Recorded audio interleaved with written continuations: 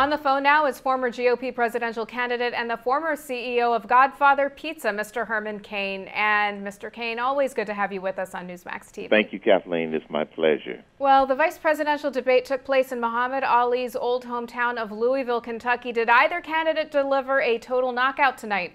No, this was not a debate. It was a distraction.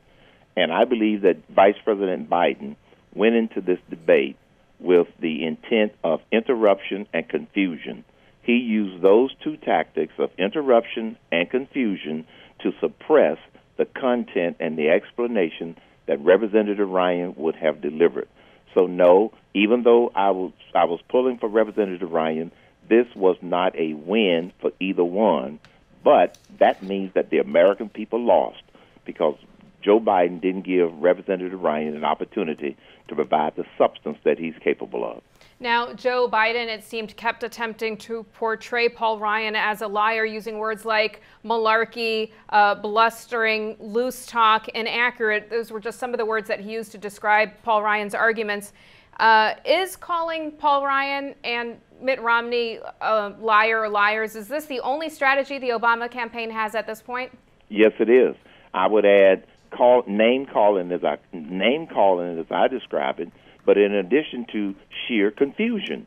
I sat and watched that entire debate with many of my staff members, and at the end of it I said, do you remember anything that Joe Biden said that stuck in terms of substance? And the answer was no, because his whole strategy was interrupt to try to distract in order to be able to get Paul Ryan off his game. Paul Ryan would have explained some things and made some points. Now, Representative Ryan did well with his closing statement. He did great in terms of describing his position with respect to being pro-life when he had an opportunity to talk without interruptions coming from Vice President Biden. So this is why I describe it as a distraction event rather than a debate. Now, the election is all about the economy. Who won that battle in your view?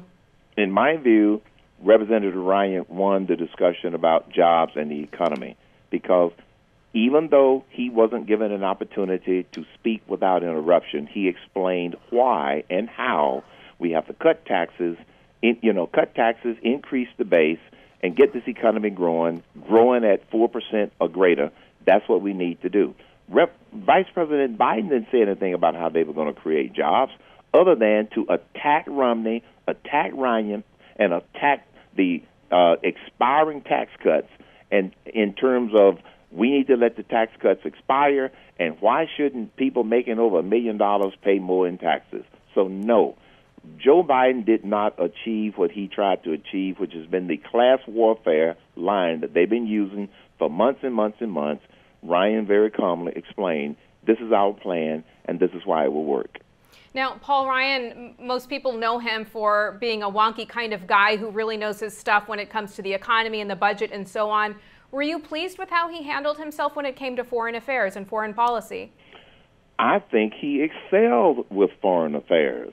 He was much more articulate and clearer than Vice President Biden in explaining the situation in the Middle East, the situation with Syria and Iran and things of this nature.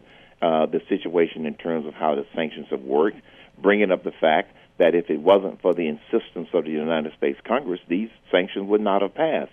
I thought that he excelled when he talked about foreign policy and in terms of the things that a Romney-Ryan ticket would do if they were in charge of the administration. Last question for you, Mr. Cain. Do you think that Paul Ryan was able to sway any minority group vote? I don't believe he was able to sway any minority group votes because they didn't get into issues that directly related to minorities. But I think that he held his own in regards to being clearer, being respectful. See, I happen to think that Vice President Biden took advantage of the fact that he was the vice president. And Paul Ryan was very careful not to come across as disrespectful. Now, let me add one other final point on this.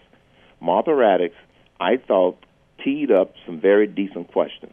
But what she didn't do, in my opinion, was to basically remind Vice President Biden that his constant interruption was not supposed to be a part of this whole thing.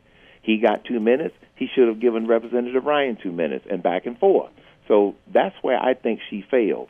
I don't think that she showed necessarily any bias one way or another, but she didn't do her job as a moderator. She should have basically told the vice president, these constant interruptions are not acceptable. Please wait. You will have your 2 minutes to rebut whatever it was. If she had done that, I think that the American people would have had an opportunity to learn more than they did from this distraction. All right, Mr. Herman Cain, thanks so much for being with us. We always enjoy having you on Newsmax TV. It's a pleasure. Thank you, Kathleen.